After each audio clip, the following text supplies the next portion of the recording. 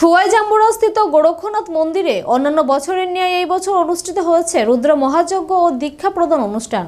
উপস্থিত ছিলেন নাথ ধর্মের গুরুজি উড়িষ্যা কেয়ার যুগে শিবনাথ মহারাজ। এই দিন রুদ্র মহাযজ্ঞ খোয়াই জাম্বুরাস্থিত শিব মন্দিরটি প্রাঙ্গণটি জমজমাট পরিবেশ গড়ে উঠেছে। রবিবার সকালে শিব মন্দিরে শিব পূজা অনুষ্ঠিত হয় এবং রুদ্র মহাযজ্ঞ সকাল 10টায় শুরু হয়। এই মহাযজ্ঞের প্রারম্ভে নাথ ধর্মের নারী পুরুষ কাতারে কাতারে শিব মন্দির প্রাঙ্গণে উপস্থিত হয়ে সকলেই যজ্ঞের সামগ্রী হাতে করে নিয়ে আসেন এবং যজ্ঞের কাজ শুরু করেন নাথ ধর্মের গুরুজি যোগী শিবনাথ মহারাজ।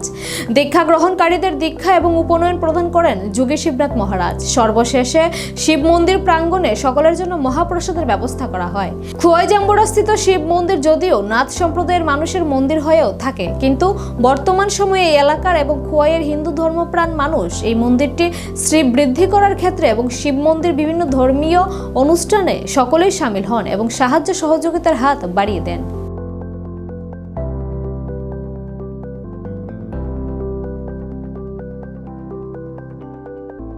ওম নমঃ শিবায়।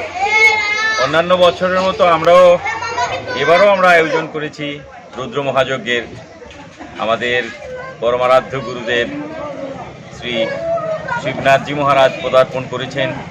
এখানে রুদ্র মহাযজ্ঞ হয়েছে, বিশ্ব কল্যাণের স্বার্থে আমরা করেছি এবং দীক্ষাদানও হয়েছে।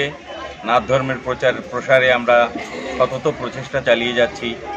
যে ধর্ম হিন্দু ধর্মের সবচেয়ে প্রাচীনতম, সেই নাথ ধর্মের ধ্বজা আমরা বয়ে নিয়ে চলেছি। আজকের যে সনাতন ধর্মের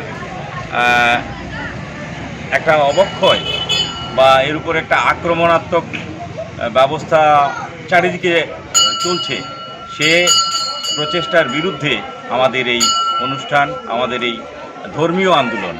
তাই সকলকে আমাদের সঙ্গে সহমত পোষণ করে আমাদের পাশে দাঁড়ানোর আহ্বান আমরা রাখছি এবং আমাদের এই অনুষ্ঠানের মাধ্যমে আমরা সমগ্র ত্রিপুরাবাসীর কল্যাণ, সমগ্র উত্তর পূর্বাঞ্চলের কল্যাণ তথা ভারতের কল্যাণ কামনা করে আমরা এই যজ্ঞ এবং পুজো আমরা করে থাকি।